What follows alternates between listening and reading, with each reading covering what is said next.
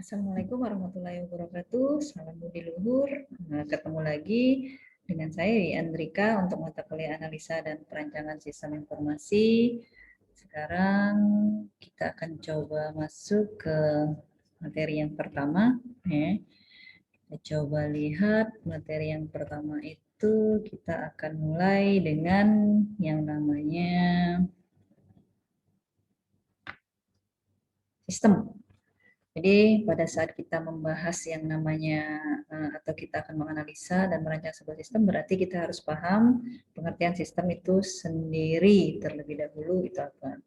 Jadi kalau kita berbicara sistem, apapun yang terdapat unsur-unsurnya terdiri dari elemen-elemennya, kemudian dia memiliki satu tujuan, ya. Kemudian elemen-elemen itu harus bekerja sama ya untuk mencapai tujuan tersebut, itu yang dinamakan dengan sistem. Jadi kalau kita melihat ya di sistem pencernaan itu dikategorikan sistem, kemudian sistem pernapasan itu bisa dikategorikan sistem karena dia pasti terdiri dari elemen-elemen. Ya kalau kita melihat yang namanya sistem pernapasan berarti harus ada oksigen, harus ada hidung, harus ada tenggorokan, harus ada paru-paru dan lain sebagainya. Nah, kemudian mereka akan bekerja sama, kemudian dari oksigen yang masuk, dia akan menghasilkan suatu tujuan yang namanya karbon dioksida. Jadi apapun, kalau dia memiliki sebuah tujuan, kemudian dia memiliki komponen-komponen atau elemen-elemen yang saling bekerja sama, itu bisa dikategorikan sebagai sistem.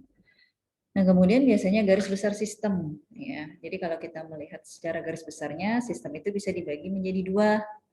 Yang pertama itu sistem fisik atau physical system. Jadi kalau kita melihat yang dinamakan dengan sistem fisik itu tidak jauh berbeda dengan pengertian atau definisi sistem yang sebelumnya. Jadi sistem fisik juga bisa dikategorikan sebagai definisi sistem yang sebelumnya. Jadi kita bisa melihat di situ ada yang namanya sistem komputer seperti contoh definisi sistem tadi, kemudian sistem pernapasan, kemudian sistem pencernaan, kemudian yang berikutnya sistem pembelajaran. Itu dinamakan dengan sistem fisik. Jadi harus ada elemen-elemennya, kemudian berinteraksi, kemudian mencapai tujuannya. Nah, kemudian ada yang namanya sistem abstrak. Sistem abstrak ini berbeda dengan yang namanya sistem fisik. Jadi kalau sistem fisik tadi kelihatan elemen-elemennya, kemudian kelihatan tujuannya apa, sedangkan di sistem abstrak itu biasanya hanya bersifat kepercayaan. Jadi lebih berbicara dia tidak bisa dilihat secara nyata itu seperti apa, tetapi dia memiliki elemen-elemen ya, kemudian dia juga memiliki sebuah tujuan. Nah, biasanya yang dinamakan dengan sistem abstrak ini biasanya hubungan ya, hubungan antara Tuhan dan manusia. Jadi biasanya juga dinamakan dengan yang namanya sistem teologi. Itu yang dinamakan dengan sistem abstrak. Jadi elemennya berbeda dengan yang namanya sistem fisik, tetapi tujuan di sistem abstrak juga ada. Nah, kemudian biasanya untuk model umum sistem itu sistem yang paling sederhana itu terdiri dari input, proses, kemudian output. Jadi kalau kita melihat sistem yang sederhana itu biasanya pada saat kita mendapatkan mata kuliah bahasa pemrograman, biasanya di situ kita mendesain sebuah form, kemudian kita menginput data yang ada di form, kemudian nanti setelah diinput nanti dia akan menghasilkan sebuah cetakan dari form yang sudah didesain tersebut. Itu model sistem yang paling sederhana. Atau contoh lainnya misalnya KHS ya. KHS itu kan diinput dari yang namanya data-data nilai dari mahasiswa yang bersangkutan per semesternya, kemudian nanti pada saat dicetak dia akan menghasilkan yang namanya kartu hasil studi. Nah, kemudian yang berikutnya, apa yang membedakan antara data dan informasi? Jadi, kalau data itu sesuatu yang diolah ya untuk menghasilkan sebuah informasi, sedangkan informasi itu hasil ya, hasil dari data yang sudah diolah ya. Jadi, data itu sesuatu yang masih mentah, sedangkan informasi itu sesuatu yang sudah jadi ya. Jadi kalau kita berbicara data seperti apa yang dikategorikan sebagai data? Ya, data itu bisa berupa misalnya NIM yang terdiri dari angka-angka, itu bisa juga dikategorikan sebagai data. Kemudian misalnya nama, ya, kemudian misalnya alamat, nomor telepon, atau misalnya kalau dia berupa eh, gambar itu juga bisa ya, misalnya foto dan lain sebagainya. Itu yang dimaksud dengan data. Sedangkan informasi itu kumpulan. Jadi ada beberapa data, kemudian dia diproses, kemudian baru dia menghasilkan informasi. Nah, biasanya informasi ini berupa laporan, ya, laporan baik itu laporan keuangan, laporan penjualan, raport, ya, transkrip dan lain sebagainya. Itu bisa dikategorikan sebagai informasi. Nah, kadang-kadang kita masih salah membedakan antara data dan informasi. Kadang-kadang dia kategorinya data, kita namakan informasi, ya. Jadi tolong dipahami mana yang data dan mana yang informasi. Nah, kemudian yang berkualitas itu harus informasi, ya, tapi data yang akurat itu menghasilkan informasi yang berkualitas. Jadi kalau kita melihat apa saja ya yang harus terdapat di dalam sebuah informasi, ya, itu ada yang namanya akurat. Akurat itu artinya dia sesuai, ya, sesuai dengan apa yang dibutuhkan, ya, kemudian dia sesuai dengan apa yang diinput, itu yang dinamakan dengan akurat. Sedangkan tepat waktu, ya, informasi itu dihasilkan ya sesuai dengan kapan dibutuhkannya. Jadi makanya kadang-kadang kita sering melihat kenapa koran di pagi hari dengan koran di sore hari itu waktunya ya berbeda, kemudian harganya juga sudah berbeda. Biasanya di pagi hari kategorinya harganya masih sesuai dengan harga yang sudah tertera, sedangkan di sore hari biasanya dia lebih murah ya dibandingkan harga yang di pagi hari. Karena apa? Bisa jadi ada informasi yang terdapat di koran itu ternyata dia sudah tidak bermanfaat lagi pada saat sore harinya. Nah, kemudian yang berikutnya adalah yang namanya relevan. Ya, relevan itu berarti dia sesuai dengan siapa yang membutuhkannya. Ya, jadi kalau memang seandainya laporan keuangan berarti yang membutuhkan berarti bisa jadi dia adalah top manajemennya. Ya, kemudian misalnya laporan penjualan bisa jadi dia yang maksudnya laporan penjualan toko berarti yang membutuhkan itu adalah pemilik tokonya. Jadi dia informasi itu juga harus relevan. Jadi contohnya misalnya yang namanya transkrip ya atau KS berarti relevannya berarti bisa jadi ke mahasiswanya, bisa jadi ke orang tuanya. Tapi pada saat dia diserahkan kepada orang yang tidak membutuhkan, misalnya contohnya kepada ya misalnya contohnya adiknya ya yang misalnya masih kecil, yang masih sekolah dasar, mungkin itu tidak relevan ya. Kemudian yang berikutnya nilai dari informasi ya. Biasanya yang namanya informasi itu dia bisa nilainya ya dilihat itu dari beberapa hal, itu ada 3 hal ya. Nilai dari sebuah informasi itu ada yang namanya manfaat, kemudian ada yang namanya kualitas informasi, kemudian biaya mendapatkannya. Nah, biasanya antara manfaat dan kualitas itu dia akan berkaitan dengan yang namanya biaya. Karena biasanya kadang-kadang biaya yang dikeluarkan untuk mendapatkan manfaat dan kualitas dari sebuah informasi, biasanya biaya yang dikeluarkan itu cukup mahal ya.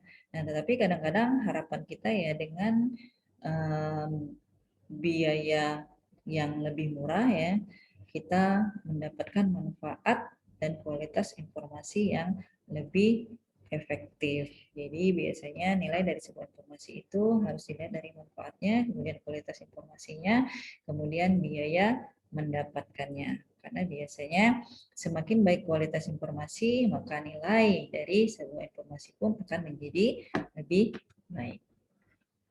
Nah, kemudian yang berikutnya itu adanya yang namanya pengembangan sistem. Ya, jadi kenapa sebuah sistem harus dikembangkan?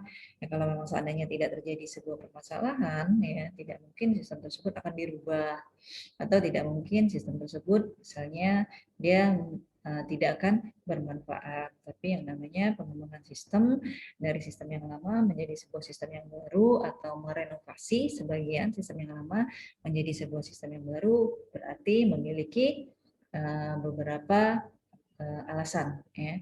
Alasan yang pertama itu ada yang namanya permasalahan-permasalahan atau problem yang timbul di sistem yang lama. Nah, dari adanya permasalahan-permasalahan itu, ya, permasalahan yang timbul itu dapat berupa yang namanya ketidakberesan. Nah, ketidakberesan ini biasanya yang namanya sistem itu tidak beroperasi, ya, atau tidak sesuai dengan aktivitas yang diharapkan. Nah, jadi misalnya, contohnya misalnya terjadinya kesalahan ya pencatatan ya, misalnya harga atau terjadinya kesalahan ya, kesalahan untuk memberitahukan harga barang atau kesalahan dalam pencatatan laporan. Nah, biasanya itu dibutuhkan sistem yang baru karena kalau kita berbicara terjadi kesalahan dari data yang dimasukkan atau data yang dicatat, otomatis informasi yang dihasilkan juga pasti akan salah. Nah, kemudian ketidakberesan juga biasanya itu ditimbulkan karena adanya korupsi. Artinya sistem yang berjalan itu ya memunculkan atau memudahkan orang untuk melakukan korupsi ya, keuangan atau korupsi yang lainnya. Karena mungkin pengendalian dari sistemnya itu tidak optimal. Kemudian pertumbuhan organisasi. Biasanya yang namanya perusahaan ya itu tidak akan ya berada di satu wilayah saja. Tapi bisa jadi yang namanya satu perusahaan itu dia akan membuka cabang atau membuka unit-unit di wilayah-wilayah yang lainnya. Kita contohkan saja misalnya perbankan, kemudian misalnya Telkomsel, ya, Telkom, PLN, dan lain sebagainya. Jadi kalau kita melihat BPJS ya, jadi kalau kita melihat organisasi atau perusahaan yang seperti itu dia tidak cuma satu wilayah tapi bahkan hampir seluruh ya, hampir seluruh wilayah di Indonesia itu ada. Nah, kalau seperti itu berarti dia juga membutuhkan pengembangan sistem ya, bisa jadi sistem yang real time ya, dia yang sistem sifatnya online. Nah, kemudian yang berikutnya alasan mengapa dibutuhkannya yang namanya pengembangan sistem itu juga digunakan untuk meraih kesempatan-kesempatan. Jadi kalau kita melihat sekarang yang namanya jualan itu orang-orang tidak butuh tempat. Ya, nama jualan itu orang-orang tidak harus sewa ruko ya, tidak harus memiliki gerai, tapi mereka cukup barang yang dijual, punya barang yang dijual, kemudian mereka bisa menjajakannya secara live ya. Sekarang kita sering lihat di Facebook itu ya, banyak sekali yang jualan secara live ya.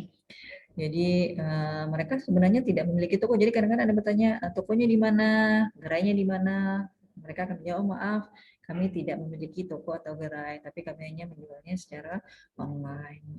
Itu artinya apa? Mereka meraih kesempatan-kesempatan tanpa harus memikirkan sewa atau biaya yang harus dikeluarkan untuk operasionalnya. Nah, kemudian yang berikutnya ada yang namanya instruksi-instruksi. Instruksi-instruksi ini ya biasanya karena ada yang namanya kebijakan dari pimpinan atau kebijakan dari atasan.